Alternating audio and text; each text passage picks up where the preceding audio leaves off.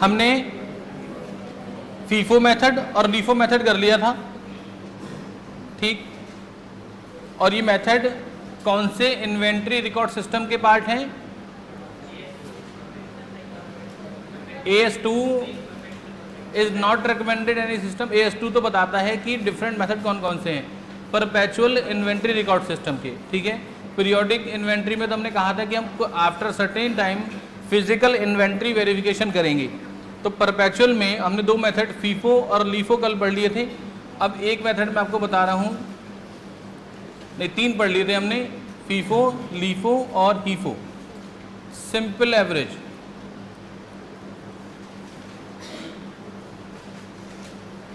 Simple average method. Simple average method ये कहता है कि कल जो हमारा क्वेश्चन था कि जो भी हमने पूरे मंथ में परचेज की है और जो सेल की है, आप ये देख लीजिए कि टोटल यूनिट्स ऑफ परचेजेस कितनी हैं आपके पास। जैसे जो हमने कल क्वेश्चन किया था उसमें टोटल यूनिट ऑफ परचेजेस कितनी थी, जरा कैलकुलेट करके बता दीजिए। Less total units of sales. जब टोटल यूनिट ऑफ परचेज में से आप total unit of sale less करेंगे तो आपके पास बच जाएगा यूनिट्स इन स्टॉक। कितनी यूनिट्स आ रही थी? नहीं 1250 परचेज की हैं, ठीक है। और सेल की कितनी है? 950। तो 300 यूनिट्स हमारे पास स्टॉक में है।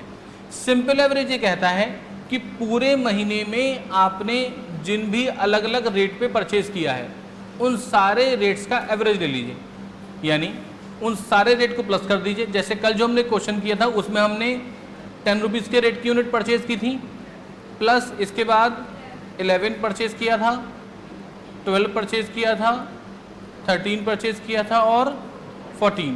टोटल 5 प्राइस थे हमारे पास जिसकी अलग अलग डेट्स पर हमने परचेज की थी। Divided by number of price कितने हो गए? 5, ठीक है। तो 14 और 30 27, 12 39, 11 50 and 10 60 divided by 5। The simple average price is 12 rupees per unit. अब हम 12 रुपीज़ पर यूनिट से स्टॉक की वैल्यूएशन कर देंगे, ठीक है। This is simple average method. यानी पूरे महीने में या पूरे साल में जो भी अलग अलग रेट्स पर आपने यूनिट्स परचेज किए हैं उन सारे रेट्स को प्लस कर दीजिए divided by number of prices और you will get the simple average price.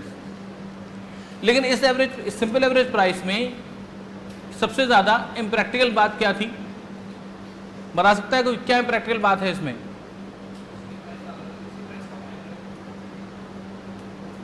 बताएं। तो एवरेज निकालने में तो ये तो होगा ही होगा, लेकिन क्या कोई ऐसा फर्क आएगा जो इम्प्रैक्टिकल हो?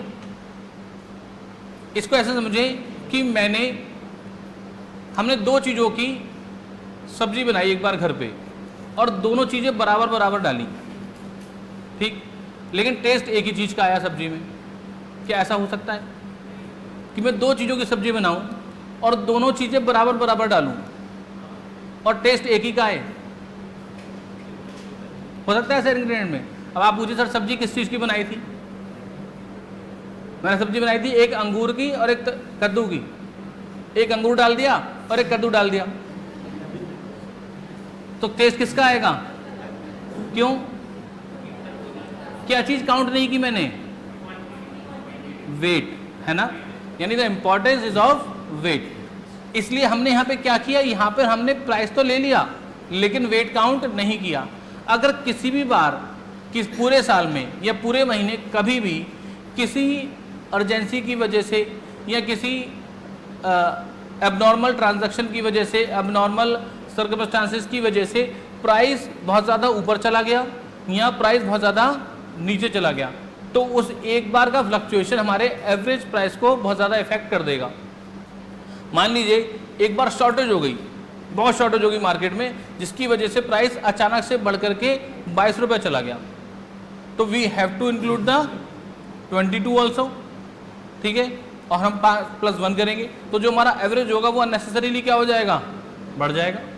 या कभी सप्लाई ज़्यादा होने की वजह से प्राइस एकदम से बहुत ज़्यादा डाउन आ गया, तो एक बार के एबनॉर्मल फ्लक्चुएशन की वजह से यहाँ पर हमारा जो एवरेज प्राइस है वो गलत हो जाएगा। इसलिए सिंपल एवरेज प्राइस जनरली वहाँ यूज़ होता है जहाँ पर प्राइस फ्लक्चुएशन बहुत ज़्यादा नहीं होते और क्वांटिटी का इम्पैक्ट उस प्राइसेस पर नहीं आएगा। तो जो ज़्यादा प्रैक्टिकल मेथड है, जो ज़्यादा सच्ची अप्रोच है, दैट इज़ वेटेड एवरेज। इसलिए सब जगह ज़्यादातर जहाँ भी आप एवरेज निकालते हैं वहाँ वेटेड एवरेज को ज़्यादा प्रेफरेंस मिलती है। Whether it is the calculation of goodwill, आपने कैलकुलेशन ऑफ गुडविल पढ़ा था, उसमें आपने एवरेज मेथड पढ़ा था एक, जिसमें कि आपको वेटेड एवरेज भी पढ़ाया गया होगा शायद, कि फर्स्ट ईयर को 1 वेट दे दीजिए, सेकंड ईयर को 2 दे दीजिए, थर्ड ईयर को 3 दे दीजिए, ठीक है। तो पर्पज़ ये है कि जो भी चेंजेस इन एनवायरनमेंट हो रहा है उसके इम्पैक्ट हमारे एवरेज पर भी आने चाहिए और एबनॉर्मल ट्रांजैक्शन के चेंज या इम्पैक्ट हमारे एवरेज पर ना आए। तो जो ज़्यादा अच्छा method that is weighted average method. अब वेटेड एवरेज मेथड कैसे करेंगे, कल वाले क्वेश्चन को ही निकाल लीजिए, जो कल क्वेश्चन हमने किया था। क्वेश्चन तो आप लोगों ने नोट किया था वो वाला,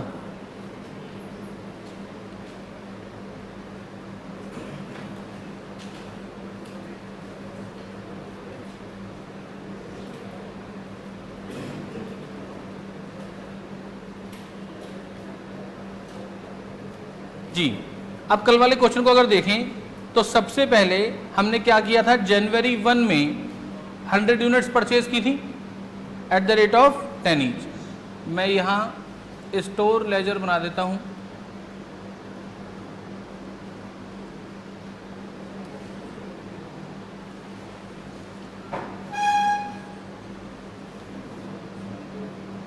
डेट, रिसीट, इशू और बैलेंस। कॉलम वही 3 है, क्वांटिटी, रेट और अमाउंट, क्वांटिटी, रेट और अमाउंट, रेट और अमाउंट, ठीक। हमने जनवरी 1 को परचेज की थी 100 यूनिट्स 10 रुपीज़ के रेट से 1000 रुपीज़ की। हमारा स्टॉक हो गया था 100 यूनिट्स 10 वाली 1000। फिर हमने जनवरी 5 में 200 यूनिट परचेज़ की थी एट द रेट 11, 20, 200।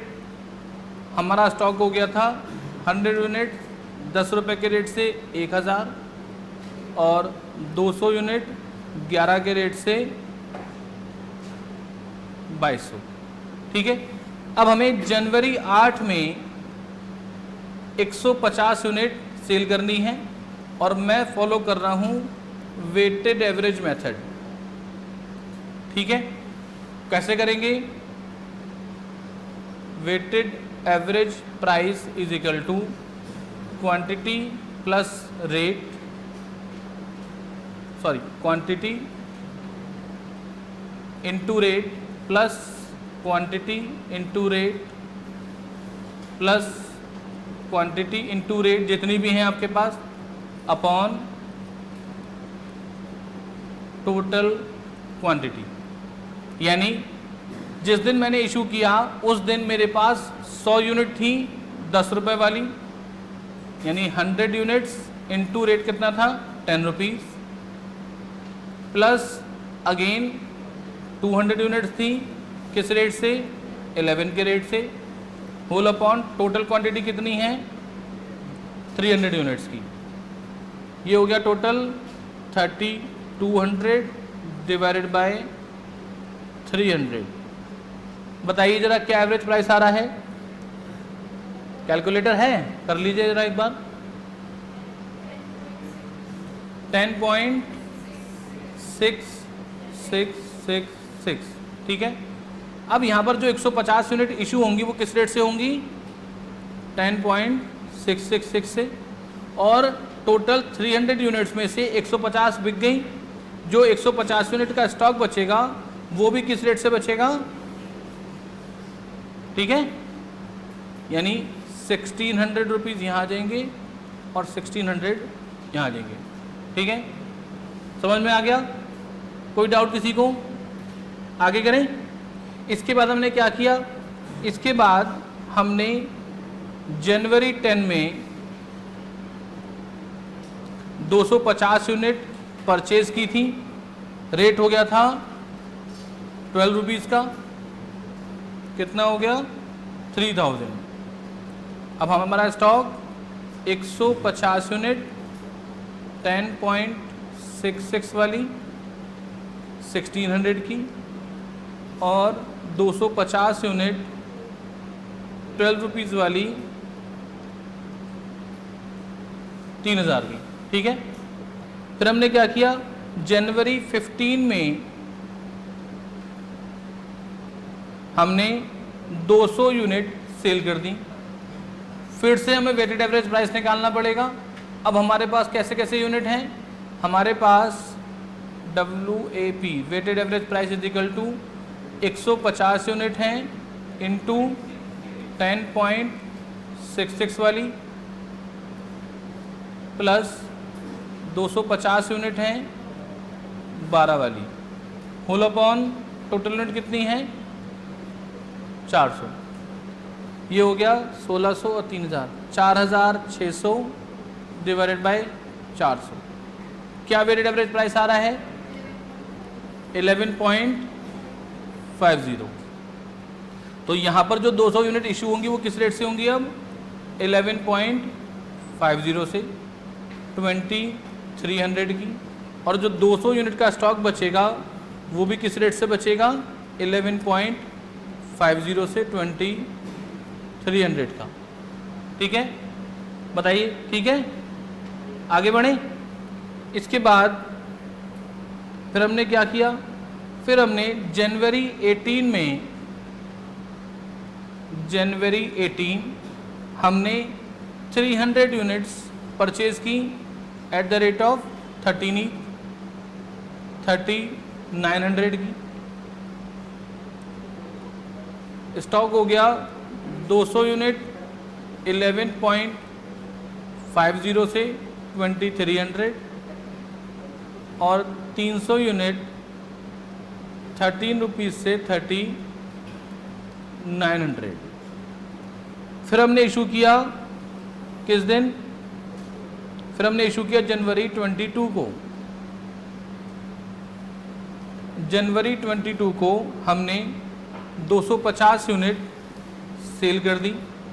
फिर से वेटेड एवरेज प्राइस निकालना पड़ेगा, यानी वेटेड एवरेज मेथड में whenever you will issue the units you will calculate a separate weighted average price।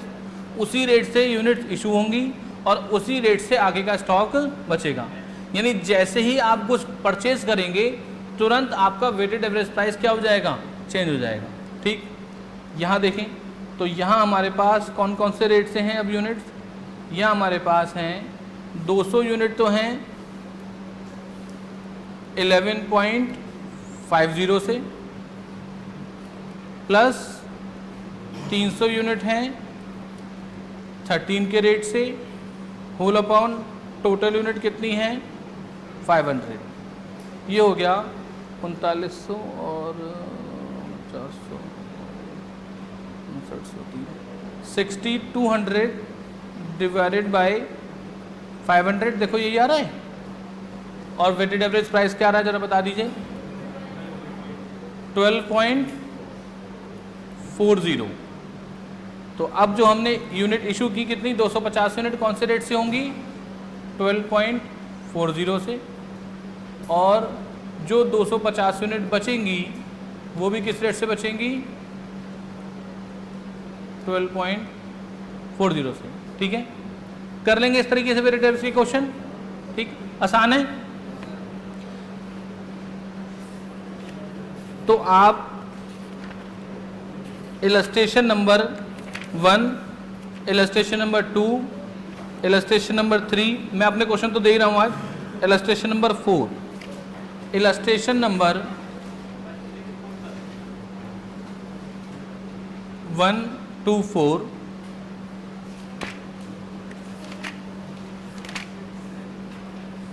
then illustration number 10 and 11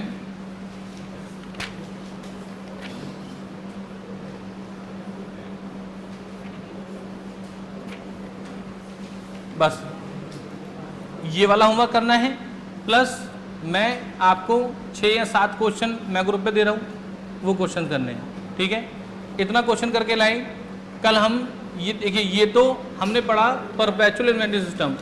इसके बाद जब ऑडिटर ऑडिट करने जाएगा तो क्या वो ऑडिटर 31 तारीख जिस दिन ईयर क्लोज होगा, क्या उसी दिन ऑडिट करने चला जाएगा या कुछ दिन बाद पहुंचेगा? ऑडिटर किस चीज का ऑडिट करेगा? फाइनेंशियल स्टेटमेंट का। तो unless until financial statement is not ready, वो तो ऑडिट करने जा ही नहीं सकता।